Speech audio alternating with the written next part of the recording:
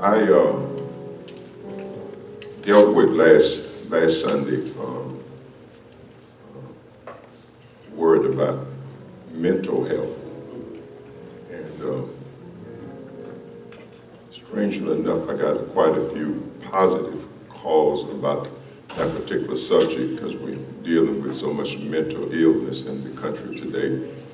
And so I guess some of those that follow, talk to me about it and ask would I continue to elaborate the truly enjoyed the perspective of that mental health. Actually, was dealing more with mental illness. Now, I'm not really so much prepared to deal with mental illness, but I can deal with mental health. I did read some on the mental illness, and the more I read, the more I thought about I might need to check myself in, so I leave that alone. Leave well enough alone, amen. I think I'm sane, but they're about to convince me otherwise. And then the suggestion to me was to listen to a video by Brandy that deals with borderline, that at the end, it's about mental health and mental illness. And I did watch it. I think I watched it a few times because it was so powerful. She connected with displaying what's going on in us. And she really captured, well, my understanding is that they actually went to those facilities to study. And so she captured how they behaved in that video and portrayed it, and it was a powerful portrayal. Of course, it's dealing with betrayal of love, relationship, and whatnot. But it was, at the end, it offers a lot of material of who to come back. 1 in 5 people are dealing with mental disease and mental illness and so forth. So you're not alone. So that it shows you how real that is in America. 1 in 5 are suffering some form of mental illness. So I'm not an authority, and I don't want to deal with that directly. I'll deal with it indirectly, but I'll continue with mental health. This is something I've taught before, but I'm connected to last Sunday. That still deals with the mindset. That okay? I do pay attention to my audience. When they're asking for something out of sincerity, I'll continue to work. I feel like it's the Lord leading that. So I want to do a quick review, and then we're going to move into that area.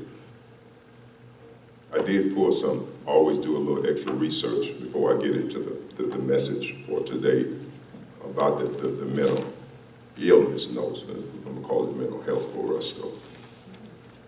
And this is just before I get started.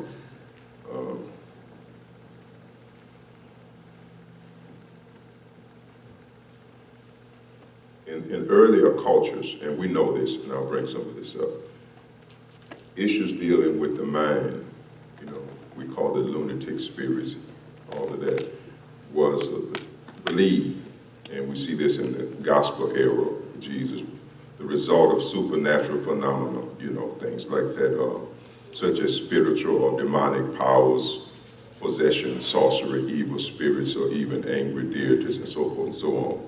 So it was treated by what we see in the gospel era, exorcisms, incantations, prayer, atonement, and all kind of mystical rituals. It was designed to drive out the evil spirits. That's what we know, what the Bible and the gospel era dealt with, the lunatic spirit, as we call it, mental illnesses. Hebrews, this is what the Bible shows, also believe that illness is mental, I'm talking about things that happen to you, was inflicted by God as punishment for disobedience. You say, is that true? Okay, read the book of Job. All of Job's friends were saying, Job, you have done something to anger God. Why don't you confess so that God will forgive you and you can go on? He said, I've done nothing. So it was in Hebrew culture attributed to, something that we've done. And that's just back doing that. But anyway, it showed. Yet, while it was attributed to God, they also believed and taught that God was the ultimate healer. And you could be healed by cleansing, ritualistic cleansing and confession and so forth, so on.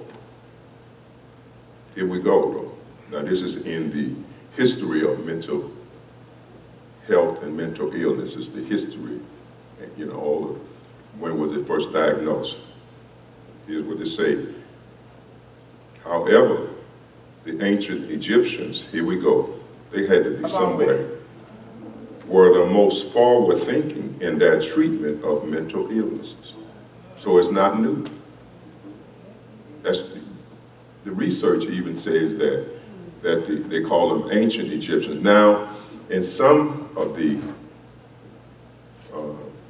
reading, depending on what history you deal with, they want to, this is like 5,000 BC that they're talking about. But in the European version of this history, it goes back 300 or 400 BC, and they want to attribute it to Heraclitus and all of those he want to say he was the first one to say, well, it's not the result of supernatural forces, but something chemically wrong in the brain. Heraclitus wasn't the first one. He was way later. That's 300 BC. It's right here, ancient. It's 5,000 BC. So you always have to check your sources to see. But you see, there they go. That's the whitewashing the history because they want to put it in the hands of the Greeks. They want to make it seem like the Greek was the first innovative people to discover that it wasn't just a result of Now, we're not saying that we don't believe in demon possession and all that, because we know that that's a reality. But the one thing you don't want to do is, well, there's two things. Number one, you don't want to make people believe that they are experiencing what they experience because God is angry, or we serve a God that want to beat you down and do it. That's number one. Number two is you don't want to make them believe that it's their fault by what happened to them. You can't, and so a lot of people feel like it's and that's what was going on in the book of Job. It's your fault. Sometimes it's just chemical things that go on and goes wrong. So anyway, the history of the ancient Egyptians were the most forward-thinking in that treatment. I just want to read this before I get into for that illness. They were also very advanced in terms of medicine, surgery, and knowledge of the human body. They have two papyrus, I didn't give you the name, dating back to the 16th century BCE, and one of them 5,000 BC, and other one. And in those papyrus, that's writings like what the Bible scriptures all that we know, are documents of early treatments of wounds and surgeries and operation and things that identify for the first time, this is what they discovered in those papyrus writing, that they have procedures and operations that identifies for the first time the brain as the site of mental functions and not demon spirits or evil spirits. They say something is going wrong here. All right. Wow.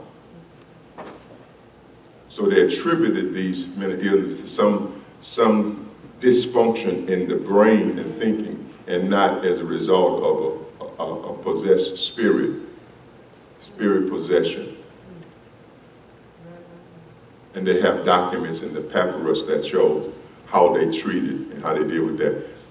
I'm gonna move on so I can get. Strangely enough, one of their remedies, aside from the surgery, and is where they would use different, what they call it, herbs and things that you can breathe, interpret, and soothe the body with things that would soothe and create.